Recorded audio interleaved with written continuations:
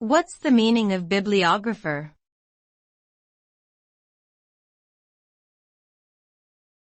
Bibliographer.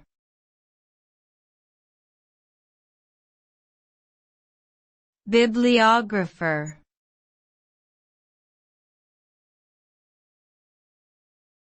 Bibliographer.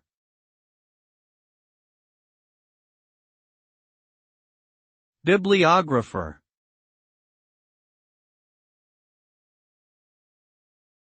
A bibliographer is a specialist who studies, records, and describes books and other printed materials. They work to create accurate and detailed catalogs of libraries, museums, and other institutions that hold collections of these materials.